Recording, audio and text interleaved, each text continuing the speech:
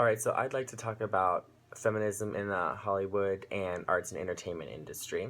And so, as we all know, Hollywood would not be the same without the leading ladies, the Meryl Streep and the Marilyn Monroes. And they've had just as much influence and impact as people like Jack Nicholson or Denzel Washington, but they still face many other problems, many feminist issues that we hear about today.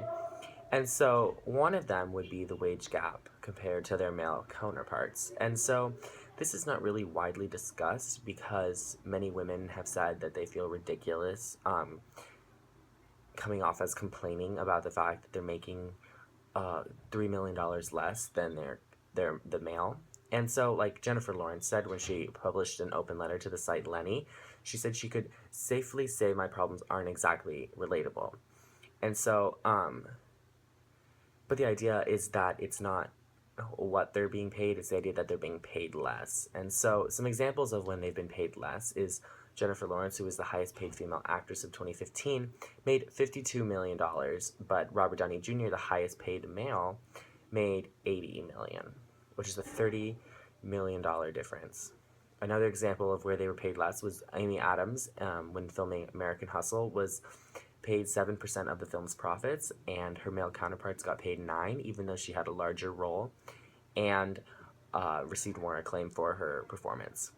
Third example would be Robin Wright, when she fought and won for equal pay on the show House of Cards, when she realized that she was making $80,000 less an episode than her co-lead Kevin Spacey, even though they both started in every episode, both served as executive producers and had the same amount of screen time. And so, along with the wage gap comes misrepresentation or underrepresentation in the industry. And so, obviously, women make up about half of the population. But when you look at the top 100 films of 2014, there are disparities amongst representation for women. Things like only 28% of the films had either female leads or co-leads. Only 1.9% had a female director, and only about 11% were written by women. And at the 2015 Oscars, you can see that in the films nominated for Best Picture, only 2 out of the 8 had female leads. And one of the most acclaimed pieces of the year, Carol, which told the story, a love story between a female lead and a female supporting role, was snubbed of a nomination, which was seen as one of the biggest surprises of the ceremony. And so, although there is underrepresentation, there has been some strive for equal representation and some examples where women have gotten just as much as they should have.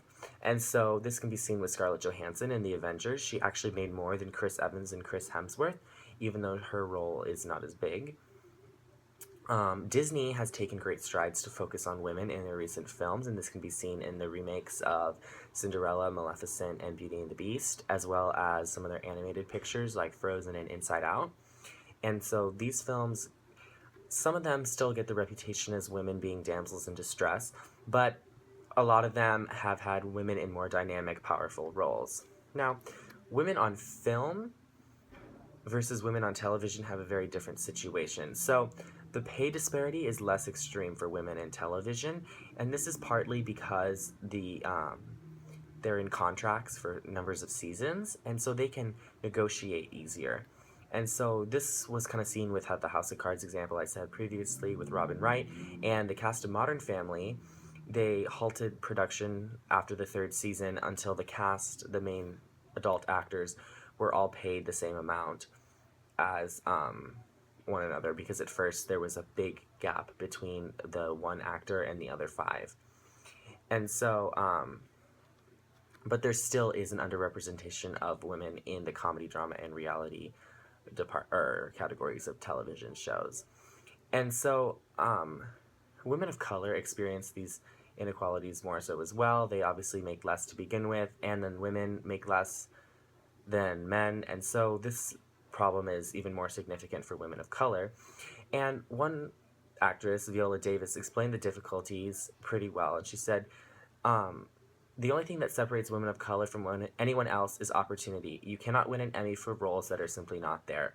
So basically the idea of this feminist what we need in the Hollywood industry would be just more opportunities for women to be in the lead. We just need to keep creating roles for women of color. We need to keep creating roles for women. We need to create roles of power, because if we never do that, then we're never going to be able to fix the other problems of the pay gap and everything else that comes along with that.